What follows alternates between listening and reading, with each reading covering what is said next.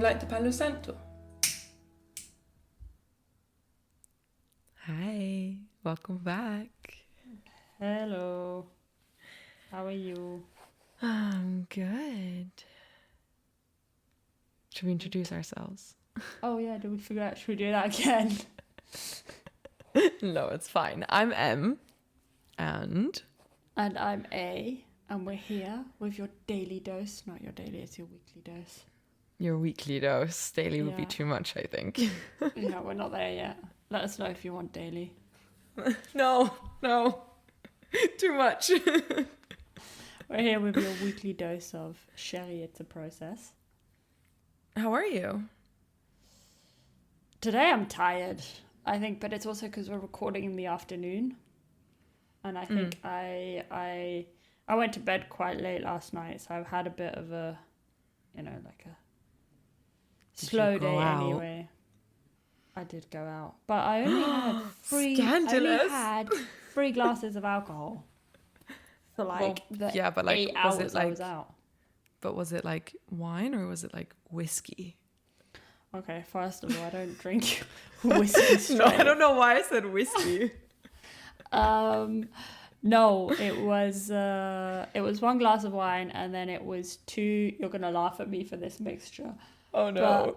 But, it was tequila, pineapple juice. And okay. my English summer festival girlies or people, I actually got this tip from a guy, but they'll understand. They will get it. Tequila, pineapple. Yeah, because it's just that perfect blend of kind of freshness, but you don't really taste the Anyway, this should be a whole pocket magic of itself. But Love that. Yeah, it's sometimes, not always, but sometimes my go-to drink when I just don't want to go crazy, but I want something that tastes good, and I don't want a cocktail. Well, it's funny that you say a mix. It's funny that you say that's your go-to when you don't want to go crazy, but all I'm hearing is tequila. If you know, you're like, it's tequila. You're gonna end up on the bar dancing in front of everyone. That's what I have in my head. At least that's what I used to do with tequila. Yeah, of course, if you drink tequila straight. Fair enough. It was tequila shots. It's dangerous. Way more dangerous. Definitely. Shots, tequila shots. Ooh, let's not go there. But this is just that kind of, the pineapple juice taste. But you still got a bit of that tequila, like that flavor, that alcohol flavor, and there's just a good balance. Anyway, I got the tip from a friend of mine last summer, and it's kind of that perfect, feel-good drink. Nice. So sounds. But I did have two, and then I was like, should I get another? Nah. It brought me back though a little bit. But you had a good night out. Yeah, it was fun. And then midnight hit, and I was like, I'm ready to go home now. So I feel left like my boyfriend. Granny. I know. I am the ultimate. I think all the whole friend group is probably like, oh, she's such a granny. But the problem is, aren't you like the youngest in that friend group? Because your boyfriend's a little older than you. So aren't they all like, okay. We don't talk about it. Got it. No, but the thing is, once it hits like 1 o'clock anyway, 1 a.m., I'm going to crash and I'm going to be so tired and it's not worth it anymore. I just yawn every 2 seconds and I'm like asleep on I'm asleep whilst I'm standing. Like, it's just, it doesn't work anymore. So I'm like, I've done it a couple times where I do stay out, but like, I mean. Okay, I'm sorry. What you just missed, because this is not a video podcast, she just rolled her eyes so well. She was just like, no, it's not happening. That's brilliant. Fair enough, though. I get it. I like going out and having is just like, I like going out, seeing people having, enjoying the evening. But then once it gets to midnight, I'm ready to go home. Good for you. I know it's granny vibes. No, I love it. It's great. Get to your bed. Why? Anyway, you have things to do in the morning. Exactly. And even though this morning I actually woke up at 8 and was so like, oh, I could be active right now. And then I actually cuddled back into bed. And then it was hell. I was like, I shouldn't have done that. But the decision know. was made, and hence I'm still kind of trying to get over the lull of today. It's bad Anyway, when that happens, very long, isn't it?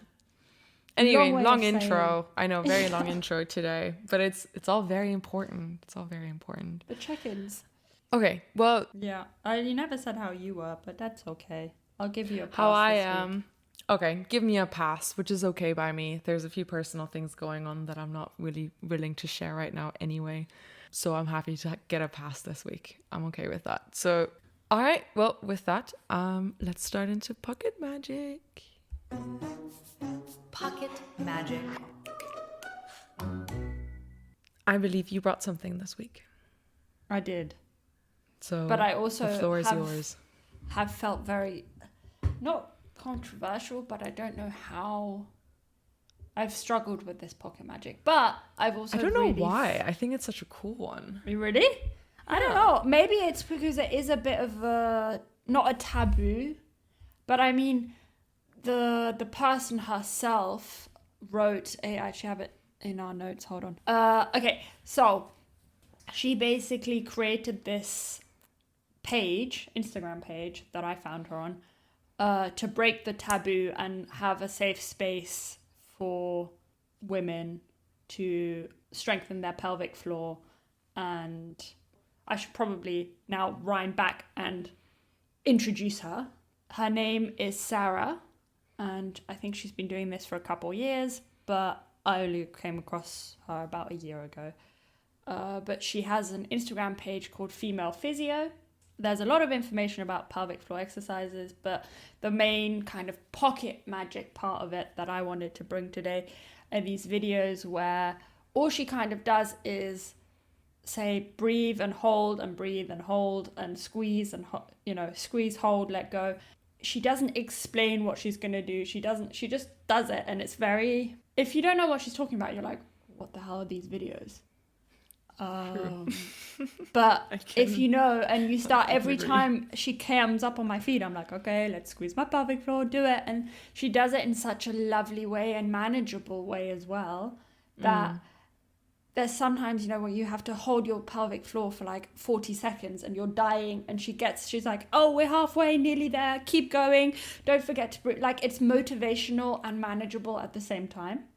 Yeah. It's not that I've been pregnant and I need to train my pelvic floor and all of that. It's not, it's the way she does it mostly, isn't it? Yeah, it's really kind of soothing as well. Yeah, a little hack to, if you ever want to. And I think she has, as far as I understood, that Female Physio company, I think as well. Yeah.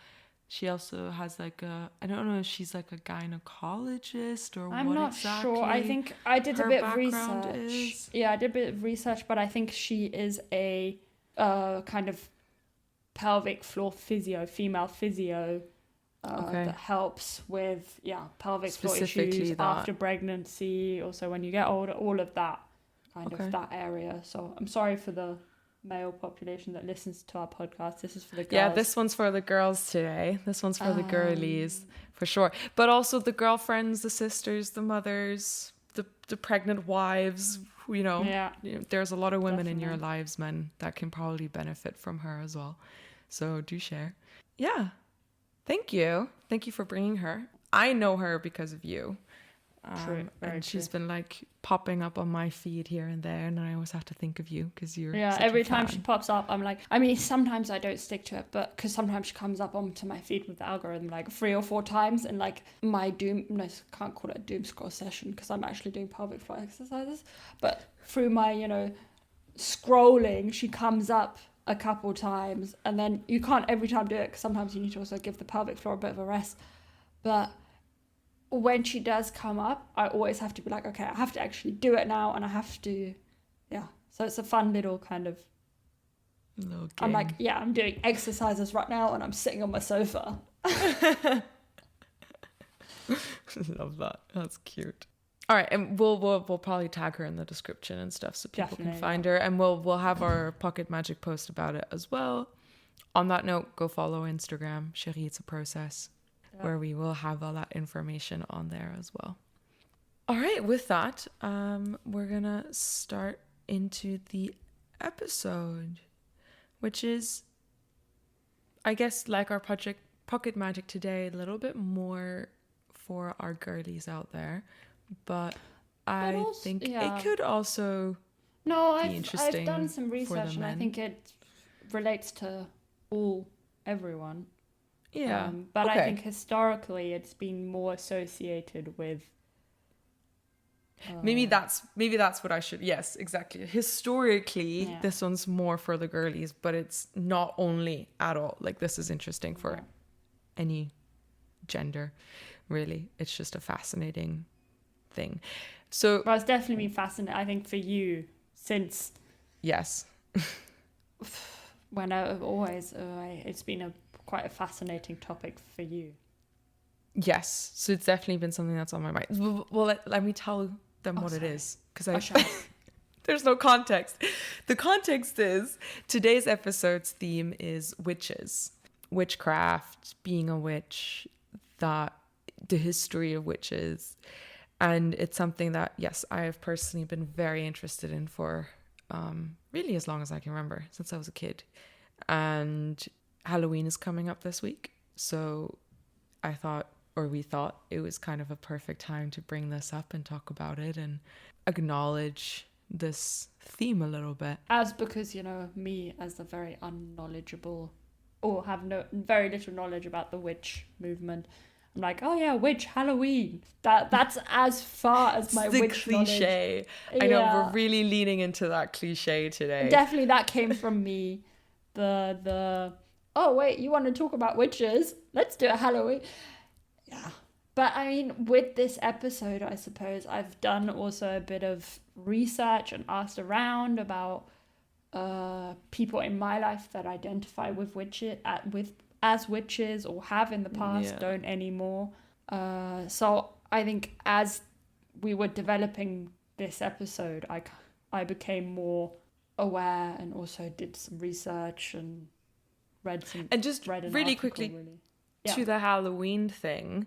I know it's a cliche, sure, but also Halloween is a proper holiday in the Wiccan religion. So Halloween is a huge religious holiday as well in the world of that, which I don't know, I can't generalize it. There's so many, but you know what I mean.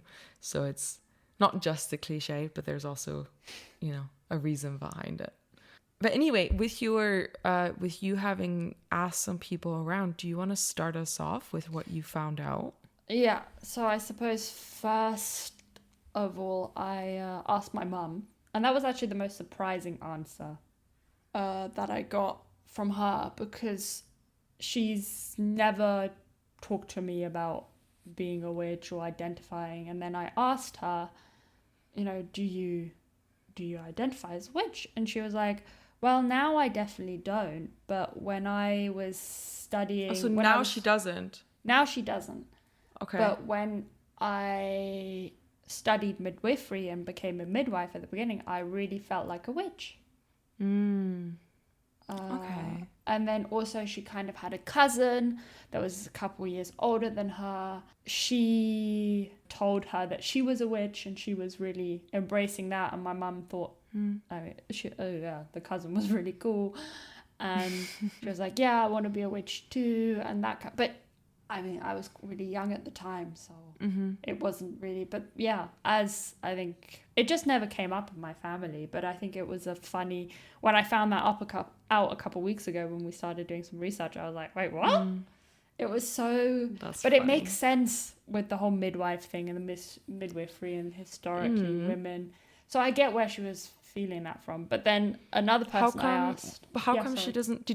No, I was just wondering if you asked her why she doesn't feel that anymore, because she said that she doesn't identify as a witch anymore. But what changed? She's just she doesn't. She's not a midwife anymore. I don't know if she just associated that with midwifery, or she's definitely still helping people, but in a more of a she's a psychologist now, or I don't know if she's a psychologist, but she's more in that field. So mental health more than so, but I don't know if she she never really had an altar, and she never, or at least to my knowledge, she wasn't practicing any of the religions. I think it was just she felt, which was funny to me because I never really associated her with that one bit. That's interesting. I also have my cousin, and she actually, I saw a book that she was reading, and it's called The Woman Who Runs with Wolves, the author is, I've forgotten her name now. I have it here. Hold on one second. Can you tell me the name quickly? Clarissa Pinkola Estés. I might be pronouncing it wrong, but we'll definitely tag it because it's a great book. I actually have the book as well. And she is very much known in the modern day witch movement, and the name is very... And as I was doing research, I was like, I'm talking to different people. This book came up, and I saw my cousin read it, and I was like, hold on a minute. Do you identify as a witch? Like, what's... Because my cousin, she's a great person as well, and she does lots of different alternative therapies, and she's currently studying to be I call it fascia, but it might be fascia, or I'm going to call it fascia because that's how I call it, or she does as well. She does fascia healing and fascia therapies, and she said that she had a friend that had some really bad pain. I can't remember now where the ache was, but she did some fascia healing on them, and then she was told that she must be a witch because there's no other explanation as to why she managed to get this pain to go away. And I mean, she did it to me as well when I had some really bad period cramps, and it is incredible. She was just kind of touching and I have severe period pain. There's nothing, painkillers can't get rid of it, and she just kind of went blip, blip, blip, blip, blip, blip, blip. And it worked? It worked. Yeah. Wow. And I can see how someone could be like, yeah, that's witchcraft. That makes so much. But I think she's also, so she doesn't know if she identifies to it or not, or I think there's so many connotations with witches and all of it. So she couldn't quite identify or say if she was or if she wasn't, but that story definitely stuck with me, that her form of therapy that she's learning how to that she's practicing, it's magical what she does. So in a way it could also be witchcraft. Well, I love that both of these women, they're in the medical field or like healing and supporting others, and that because of that they were labeled or are labeling or used to label themselves as a witch, that it's very much in connection with helping and healing others, which is just a random thought, but men who are doctors or healers or some kind of form of that, they don't get considered a witch immediately, or don't even think it about themselves, or but even now I don't know if you these can are women generally, that are now I think now, and I think that's also good, anyone and anything can. I mean, I read this article, she talked to a man and she called him a wizard, and he was straight away like, I'm not a wizard, that's some Harry Potter, I don't want to say BS, but I'm actually a witch, I identify as a witch. So I think that's, in the research I've been doing, I've been seeing that a lot as well, that men and women both are witches.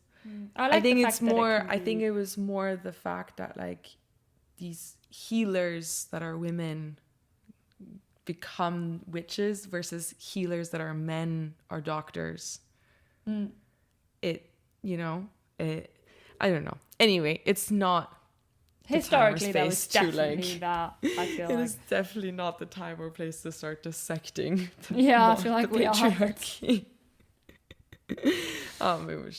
It was interesting to me, and I love that they're both healers. I think that's beautiful, and I think there's a lot of truth in that. But I mean, talking about it historically, it does bring us to the history of witches and witchcraft, and automatically their persecution. As we know today, like the Salem trials, and then there's also the European trials, which I only just recently learned about the European witch trials in the kind of research of this episode. And turns out they were a little bit before the Salem trials, but they were gruesome. They were horrible. They were actually almost worse than the Salem ones. So I've been doing this research for this episode, and I've been just overwhelmed by the amount of information. There's a lot of opinions. There's a lot of information. There's this great BBC podcast, which is called Witch. There's a lot of information there. And then I found some like YouTube documentaries, and I've just been kind of here and there soaking up this information. And it seems like it happened all over the world. We can definitely. It wasn't just America and Europe. Yeah. Like we're talking India, Russia, like Africa, everywhere. And I feel like at some point, once I know more about this, because I just scratched the surface, we can definitely talk more about it. Maybe we can do every Halloween, we do a witch episode. And like Might dig be deeper fun. and deeper. Once a year. That's a cute idea. I actually only learned about the Salem witch trials in school, actually. I don't know if you did. Did you? Yeah, I think I didn't learn or have classes about it, but I think from TV series and stuff. But I don't think I have an historical accurate I think we did. I went to an American school for a while. So anything America, I guess I learned about. I think we briefly touched upon the Salem witch trials. But I don't know if it was if it was like a lot more. I don't know. I don't know if it's, I think it's important. I find it a bit strange that we don't really learn about it more. But really from the little bit of research that I've been doing is that it was horrible. Like horrid things were done to these women and also a few men. And these horrible things happened to them just because they were accused out of thin air. Often it wasn't even a lot of, or any kind of, they never really had any proof. And it was just, it was terrifying. And I don't want to get it too heavy here and too gory, because we're not a true crime podcast. Maybe we'll do that next Halloween when we have, maybe can't we can scare get everyone more away into now. the gore. Definitely. But the most important takeaway from all of it, and which makes me really sad as well, which is the heavy part in it, is that those horrible, tortured, these deaths as well, were just because of this word witch that was being thrown around like crazy. The implications of someone calling you that were horrendous.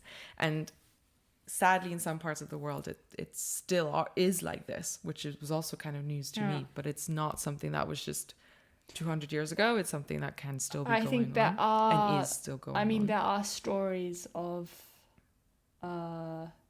children being neglected and pushed out of society. And even just countries because sick, they and have, that's why they have demon, or it's heavy words, but they're accused of being witches and they get completely neglected. And this is a young child that can't even defend themselves. And then it's happening to also women and adults who, they can't defend themselves either. It's horrible, really. And I don't want it to be like, I'm sorry, I don't want to this is not supposed to be a super heavy and horrible episode, but it had to be mentioned. And part of that is I feel like we live in a world where we throw around words a lot and labels, and you're either this or that, or and we do live in that type of society still, and I feel like through social media it got even more intense, to be honest. And we don't really ask ourselves where it came from, or what it really means, or what its history is. I'm not one to preach. I definitely have done that as well, and I'm trying to become a lot more aware around that, because I personally also believe that we have a duty to our history. and our past. And I mean, I know it maybe sounds a little woo-woo, but our ancestors too. And we have a duty to them to really like respect them and to listen to that and to carry, to honor what they did and to honor them and to honor ourselves that are here and now, and to not throw away or to throw around these words that, have so much heavy connotations without really being aware of what that even means. Yeah. With that in mind, and the history and the pain and the violence and the unfairness and the horror and just the women and men that lost their lives because of this one word ages ago and still do, I kind of want to just dedicate this whole conversation with you to them, and for us to really kind of give them space. Yes, definitely, and give that history some space. And at the same time, I also want to dedicate it to the women and men that are alive today who do live in one with the earth and who heal and who loudly but also quietly call themselves a witch and use that word, and who keep that legacy going and maybe even make it something more beautiful than it ever was. Yeah, I'm no expert in this history, but I think it's horribly tragic, and doing the research, it hurt me a lot. I think you also really struggled about it. I struggled with the episode itself. Yeah, at times you came to me like, I'm really struggling with it. I didn't know how to fully give that word the space it needs, because it really needs a lot of space, it feels like. And there's so much you could talk about here. And I wasn't sure how to really respectfully do that. And by touching upon it, I think I'm trying to talk about it respectfully and to acknowledge it. But I also don't want to go into it too deeply, because I'm not the person to do that. And I think we can also see, maybe we can turn this into every so often as we research about it and more, we can maybe turn it into every now and then we have a witch episode, if that's something that would interest everyone. You can always let us know if you're all like, no, I don't want to know about witches. That's absolutely fine too. It can continue being a passion project of ours that we don't share. But it's also, if you guys want to hear more about it, we're very happy, I think. But to start off with, I think we're more looking at kind of the broader... touching upon it. Yeah, exactly. It's just scratching the surface. I do want to... part of like preparing for this episode, I was like, what exactly is the official Oxford Dictionary definition of this word? So I Googled, as any normal person does nowadays who doesn't even have a dictionary at home. I used to. And used to. Everyone used to. No one does anymore. But so Google gave me, Google uses I think it's like the Oxford Dictionary anyway. But this is the definition: witch. A person thought to have magic powers, especially evil ones. Popularly depicted as a woman wearing a black cloak and pointed hat and flying on a broomstick. Which I was like, okay. Then Google AI, there's that official dictionary definition, and Google AI gives you these summaries. Mm-hmm. And when I put in define witch, Google AI gave me this definition summary. A witch can refer to a person, traditionally female, believed to have supernatural powers, often for malicious purposes in folklore. And I was like, this is horrible. I mean, it's all just like evil, black cloak, malicious intent, supernatural. I was like, this is... Okay, so I was like, I'm not getting anywhere here. Yeah. I mean, in storybooks and stuff, I suppose that's... Yeah, in folklore, that's true. How I grew up to witches. It was Halloween costumes, and I mean Harry Potter And kind Brother of changed Grimm. that. Yeah, The Brother Brothers Grimm. Even in the Russian like fairy tales, there was always the Baba Yaga. Absolutely. Exactly, the Baba Yaga. Terrifying. I also wanted, because I mean, the word witch has been like, I mean, especially in this like mainstream thing that we're in right now on social media, there's a whole new connotation and a whole new definition as well. And then I wanted to also honor that history that we were just talking about, which doesn't come up here at all in any of these. Yeah. And so I went to ChatGPT, as any normal person nowadays does. And I asked ChatGPT to give me a broader definition, and one for the history of a witch and the modern version of a witch. Of a hitch. Of a hitch. So I got the historic and the modern meanings of this word. So the historical witch, he would, or she, whatever ChatGPT it would define as a person, in parentheses, usually a woman, accused of using magic or supernatural powers, often unjustly, during times of fear and superstition, symbolizing society's fear of the unknown and the untamed feminine. I love that, because I was like, yes, finally someone who's, or not someone, but like, finally there's something that's actually honoring that history somehow and really acknowledging it. And the modern witch description that ChatGPT gave me was someone who consciously practices spirituality or magic rooted in nature, energy, and intuition, reclaiming the word witch as a symbol of empowerment, healing, and personal truth. And I was like, yes, both of those are right. A witch isn't broomsticks and pointy hats and black cloaks. Like, it's so silly, you know? But I do think I have to share, and I think this probably will mention it later, but for me, the coolest part of a witch, and this might just come from my German, growing up in Germany and my German heritage, anyone who, they will connect to this, but I thought the coolest part of being a witch was the broomstick.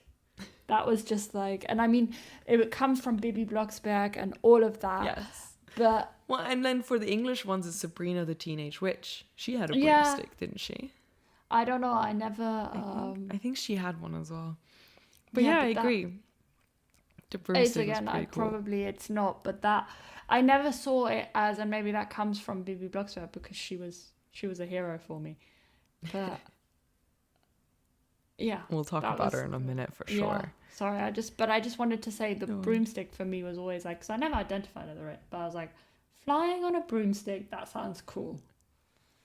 I just love how that's the official definition. But you think of it as a cartoon or, you know, a Harry Potter story, a children's book. But then I Google it and the Oxford Dictionary defines it with a broomstick. And it's just kind of interesting. And it doesn't specify that this only happens in books. Like, that's just a general definition of it. Yeah.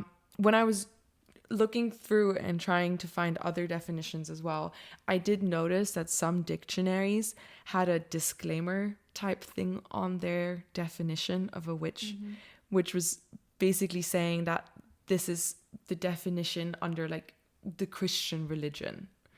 Like, according to the Christians, that's what it is. I thought that was quite funny, so I had to share that. I suppose ChatGPT in a way has the most. Yeah. It has the most all-rounded one. Yeah, all-rounded, unbiased. Yeah. Yes. And okay, there are often disclaimers in the dictionary and all of that, but what I associate with a historical witch, I think the untamed feminine, the trying to, you know, saying that because I've lost my train of thought. You were saying the untamed feminine. Yeah, I really identify with that, at least what is also often shown on show about, and there's witches, and it's always this kind of untamed feminine that gets labeled as the witch. Mm. And the I think that's really what it has in a way. Historically, it was the ones who kind of said, fuck it, I'm not gonna, follow the rules of, or be put into this box. Patriarchy. Patriarchy. I'm not gonna deal with this. That's when they were like, oh, this person must be.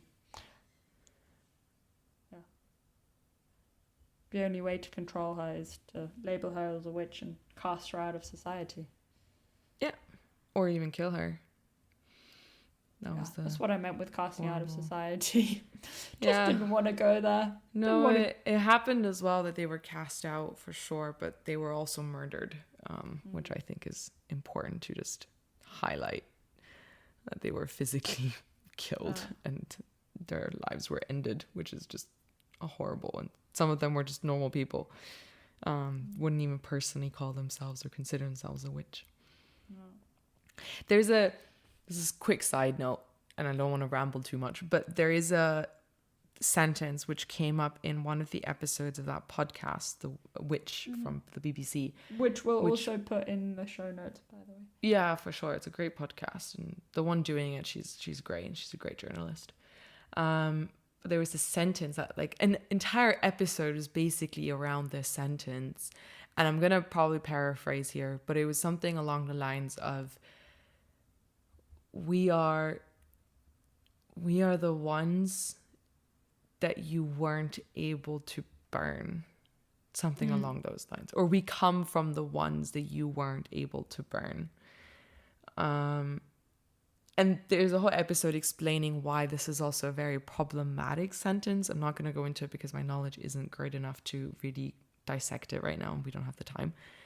But I always, like, when it first came up, I thought it was such a powerful sentence.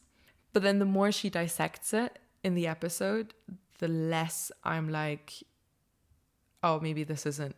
The way she does it is really interesting because it sounds like such a cool thing. And then I'm like, oh, wait, this isn't. And it became she's very good. I know her from other podcasts. Yeah, she's great at that. I was like, yeah, wow, cool. And then, like, the more she dissects it, the more I'm kind of going, oh, this is actually really problematic. But I still thought the sentence itself was so powerful and so interesting. This idea of we are the ones that you weren't able to burn was just like, whoa, it's this goosebump moment. Anyway, just a little side note. I'm going to stop rambling about it. Let's move on. I personally had a very different view of witches growing up. So this whole evil, malicious thing really wasn't something I grew up with or really remember having. I'm from Austria, and as a 2000s kid, there was one witch, which was, you mentioned her earlier as well, which is the coolest witch ever. And I feel like every German and Austrian girl wanted to be her or be her friend. And still, she's such an icon, and her name is Bibi Blocksberg. It was audio books. I had like tons of audiobooks of hers. There was the TV show, there were movies. It was huge. It's a massive franchise. At some point, because it was all cartoon in the beginning, but at some point they even made like a real life version. So there was that German actress that played her. She was awesome too. And it was just great. It was such a good way to grow up, honestly. I guess she was kind of Sabrina the Teenage Witch. I feel like I don't know enough about her to really compare them, but it was just cool. Yeah, I mean, for me, cool. Yeah, I can never. For me, it was always Bibi Blocksberg. I think it was Sabrina. Bibi Blocksberg. She was cool as well, but you can't compare. They're like hex, every German-speaking person will be able to reference that. This. What I just did. There's even like German rappers out there who have they've sampled that sound from Bibi Blocksberg and like made a song out of it, and it's like, it's such a cult, like it's such a pop culture thing.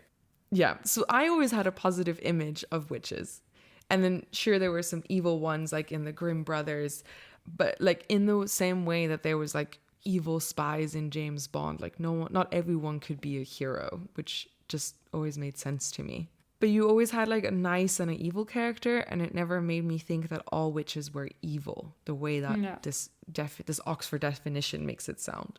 And I actually had the exact opposite opinion growing up. I wanted to become one. Like, I dressed up most Halloweens as a witch.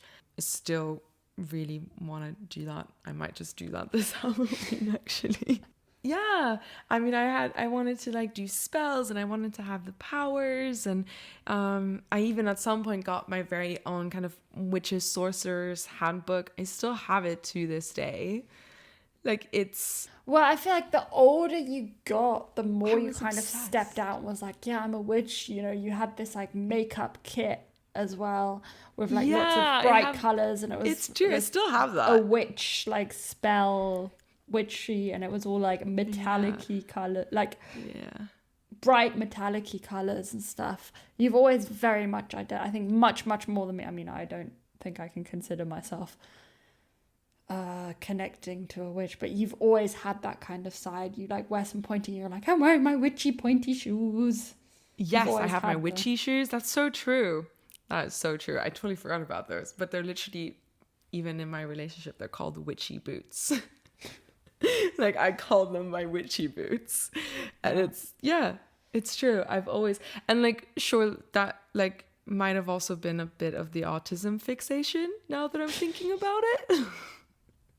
Like, now that I know that you it guys might have have to that been. episode. Yeah, it's true. That was last episode. So you're missing out if you don't know about that. But yeah, so I was like, maybe that's like a hyperfixation. But you also grew up with this character, right? But it doesn't sound like she made such an impact on you, did she? Because you see the impact it obviously made on me. Yeah. I mean, I loved the idea of the broomstick and I'm sorry to our English and French listeners, but the Kartoffelbrei name but you know, the person that I always found the coolest was the mum, because there was only the girls in the family that were witches. The dad and the brother, they weren't. I mean, they had moments of greatness as well, but they were great. But it was definitely the women. Yeah, the mum and the daughter. But I always, even as a child, I always found the mum so, because Bibi, she was great, and she was but I loved the whole. I think for me, I remember them as the kind of broomstick. I don't remember a lot less because I was very young at the time, and then we moved to England. But the audiobooks, it was always the mum and the daughter with their broom. And I can't remember the mum's broomstick name, but it was also a great one. Know. I actually, one of her friends, one of Bibi Blocksberg's friends, I named my turtle after her. Really? Yeah, Schnibby Ding style. Yeah, but your snail was also called Schnibby Ding style. Yes, and then later I had a snail that I picked up from the street, and she died within 24 hours. But I named her Schnibby Ding style too, because I love that word. But it would love that name. But it was actually one of Bibi Blocksberg's friends. Really? Yeah. Yeah. So it runs deep. I definitely connected, but I wasn't. I think for me, I was always a bit more I loved fairies, I loved princesses. That was kind of my, and in these stories it was always the witches that were the bad ones, so I never connected. I thought the broomstick was so cool, but that's as far as witch culture came, because I was more of a like, fairies and princesses and Prince Charmings, and that was true. I guess I was never that. I mean, I had the whole Disney thing, and I liked the princesses too, but I always connected more with the witches. Or like the Bibi Blocksbergs. That's funny, actually. Yeah, it's interesting. So you feel like those made more of an impact, like the princesses and the fairies, than the... I definitely, but I think that's also the way I grew up and what... No, of course. But it makes a difference, right? Absolutely makes a difference. And you moving to England and so at some point and getting the English culture growing up stuff is definitely different. Because I listened to Bibi until I was like 13. No, I had it my entire... Yeah, no, I had it even at Brockwood. Sometimes if I couldn't sleep, I'd still put on an audiobook because it's just such a... Yeah, I do have fond memories of them though. Yeah, definitely. Either way, I grew up thinking that witches are the coolest thing ever, right? So that was kind of my growing up. And I just really wanted to become one. I think that was like, and again, that's probably the autism speaking, but I just really wanted to become one. And the way I always thought of it was that I would get like an actual origin story, like the superheroes, you know? And I just figured one day this one specific thing would happen. And then I just got this cool like origin story of my own, but instead of becoming a superhero, I'd become a witch. But it never happened. Yet. It might still happen. I don't know. I've lost a little bit of hope. But it didn't happen. And then I ended up, I traded the Sorcerer's Handbook for school books and teenage dramas like Twilight. Which is still, I guess, a little bit of a witchy vibe in some way. There's always the Vampire Diaries. There's a lot of witches in that. I never got into those. I never got into. I even tried a couple. Like I think it was a year ago. I tried again. I just never. It never did it for me. I suppose it's more about vampires and witches are kind of on the side. Okay. Yeah. Fair. No, but then the cute little witchy Halloween costumes turn into like sexy devil situation, which I don't. Oh God! know. I'm happy I didn't know you in those years. You did actually. What? I never saw you in sexy devil. That's because you weren't there that Halloween, but it was literally after Brockwood. Oh God. Okay. Yeah. All it was like some sexy outfit, and then there was this the headband with like the little devil ears on it. Okay, but then do you have pictures? No. Oh no. Those are not coming out. That is not happening. Anyway, so I kind of moved on from this whole idea of witchcraft until like a couple of years ago. And I can't pinpoint when exactly, I'm not really sure.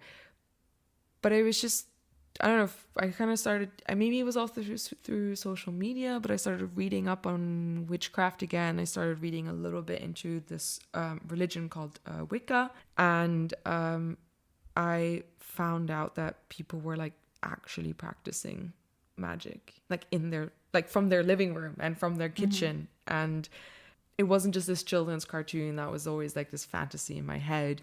It was real life magic, and I thought it was so cool. And the way people talked about it and the way it looked, and I was like, oh, okay, this is this mainstream witchcraft really is what I saw. And it inspired me, I guess, to really kind of connect with that part of myself again. But when I started reading into it, there was so much information. There's so much information out there, mountains and mountains. And it's new vocabulary and labels, there's a kitchen witch, then there's a covent witch, and I don't even know. I have no idea. And all these herbs and spells, and it got really overwhelming. And it felt like I had to know all this to become this idea of a witch, and I just didn't feel very, got lost in the sea of stuff basically. And I have dipped my toe here and there ever since, and I love dipping into witch talk once in a while. It will come up on my Instagram feed, these little house witches, and it's always fun watching them and looking, but it just never really, I don't know. I guess I was also a little bit scared of the amounts of information, and it was just always a bit much. But we've cracked the door open into it. We'll see where it takes us. Exactly. But there was one thing that always stayed with me throughout all of that. And I did understand that pretty quickly because I just could relate to that the most. And I believe that it connects all this mountains of information, and even all the bollocks and all the weird shit, the woo-woo stuff and all that stuff. And what I learned and what I still have and carry within me, which I believe is just witchcraft in itself. And this is a woo-woo word, so it's coming here, I'm warning you, which is manifestation. Should put some like Exactly, there should be some kind of, yes. Manifestation. And before I go into it too much, but I just want to see what you think of manifestation. Is that even something that like you use in your own life? Do you think? Consciously? Unconsciously? I definitely don't identify with it as much as you do. I have seen the benefits with other people, but I wouldn't say I practice it on a daily, just because it's not something that you're consciously. Yeah, but yeah. I have had instances where I have, and I'm like, oh wow, okay, this really, can do something, and I wouldn't say I'm against it, and I wouldn't say I'm a huge advocate either. I'm in a very neutral space. But you believe in it. I think I do, but I don't think I can't really say that I practice it.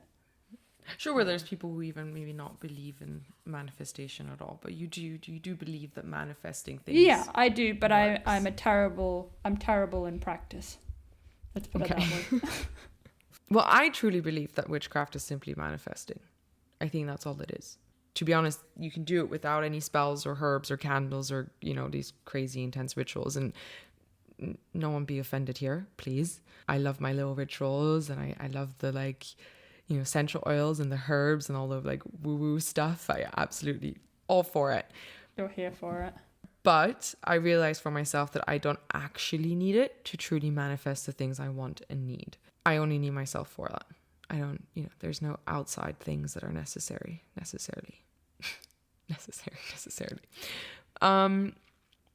And maybe this is also my human design type. Definitely a thing. I'm a generator. And if you know, you know. But basically what that means for those who don't know is whatever I want in my life, I can just wield it into reality. And I know that sounds woo at all. I know it sounds absolutely batshit, okay? And it's wild, but it works. It genuinely, this has worked. I have done this multiple times in my life. And actually, my favorite one of those stories is actually how I met an ex-boyfriend of mine. Or in other words, how I pulled him into my life out of thin air through this manifestation thing. And again, I think it's story time here. I know it sounds so crazy. You can't give us so many teasers. I brought this story with me. All right, I'll share it with you. So this was a couple years ago. And I'm not going to mention any names because it's just there's no need to. But this is a couple years ago. And I was seeing this guy, and he was it was kind of friends with benefits situationship. Sorry, mom. But it was fun, and it didn't at the same time, it didn't feel 100% great and comfortable. I liked him. He was nice. But we weren't aligned, and it was more of a whatever thing. I was living in Vienna at the time, and one evening after work, I just had a moment, and I was around the corner from my house, and I was grabbing a pizza, and I called this situationship up, and I was like, this is not working. We got to end this. And I'm sorry, but it just doesn't work. And, he took it quite well, but because I did it very abruptly, and it was definitely I didn't do it very smoothly. That's very on par for you though. it was to him it was kind of out of nowhere, and then for me it was just okay, see ya, thanks but no thanks. Yeah, so I felt a little bad, but then I got my pizza, and I sat there with my pizza on my flat. I had this moment where I was just what the fuck, what am I doing with all these men? I had been through a bunch of really weird situations, dating situations. I was kind of done. So I ate my pizza, and then I ended up sitting in my windowsill. It was I think it was kind of summery. So I had my windows open. I was sitting in my windowsill. I was smoking my cigarette because I was this super classy Pinterest girl, And I think you just missed my eye roll. Trying to ignore it. It is silly. It's so silly. I was also like 18 at the time. Really? I think I 18? just turned 19. I had just turned 19. Okay, maybe that forgives you. It gives you a couple less I think it judgment should. points. I think it should. I just turned 19, okay? I thought I was the coolest shit. Just? Anyway, so I'm sitting in my windowsill, I'm smoking my cigarette, and I just decided to basically tell the universe that I'm done with all that bullshit, all these like random men, and that I want a boyfriend, and I want a serious boyfriend, and I want something sweet and loving and caring and, you know, obviously good looking, but whatever, you know, all those things. And I just, you know, I basically talked up to the sky, or the, you know, the universe, the form of some kind of god, I guess. I don't know. Stars, the moon. But, yeah. You know, all of it. And I was like, I think I said this out loud as well. I didn't scream it, because obviously there were Very apartments good. and my people. therapist would be proud of you. Putting it out you. there, because thinking I put it out there, and I said, I'm ready. Give me someone. And no fucking joke, 2 to 3 months later, I met my ex. I mean, he's not my ex, obviously it didn't work out, but we were together for 2.5 years. It was my first proper serious relationship. We had moved in together after like a year and a half. That was it. It worked. I was just like, this is it. This is what I want. And I got it. And that's kind of how it works with so many different things as well. I mean, this is just one example, and sure, people might not believe it from just the one example, but it's a thing. It works. That's it. You believe in it, and I think that's the most important part. If you believe in it and it works for you, doesn't matter what anyone thinks. That is true. That is true.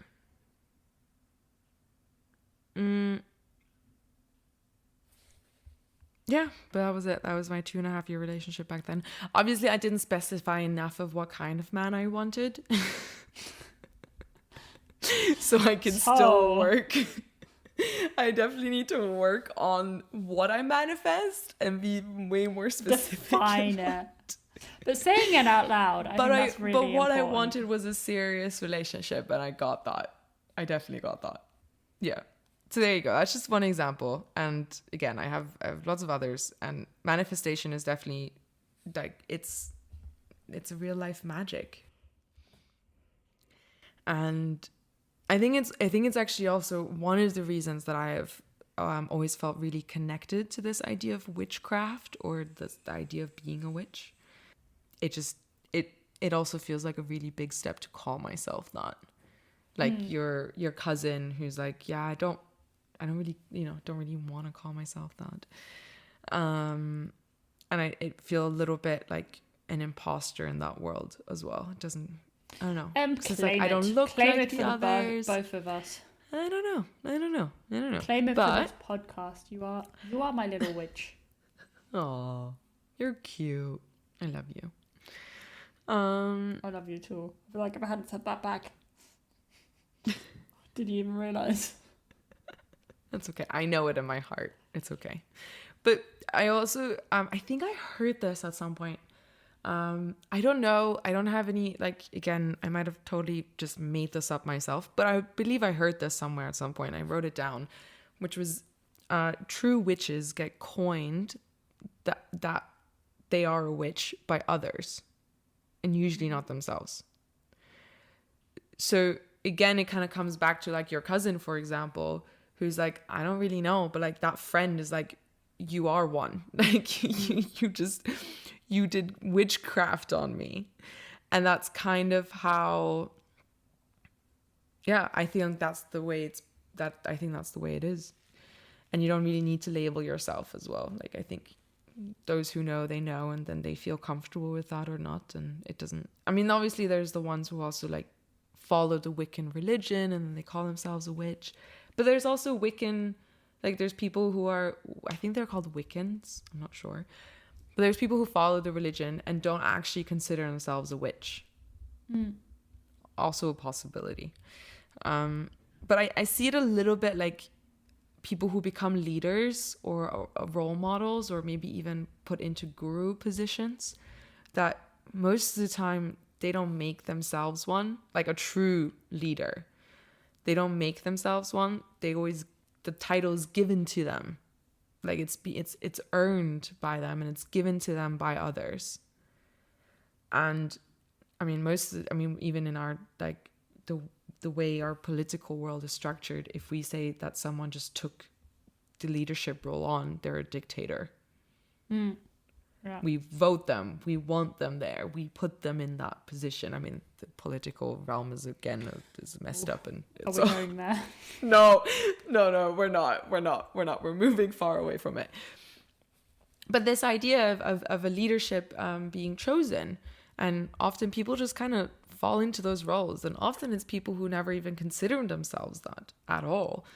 And it's a little bit like my journey with this is a bit of a tangent here, and stop me if it gets too long, but even this school that I've been attending online to become basically a healer as well, an energetic healer, energetic coach, as you can call as well.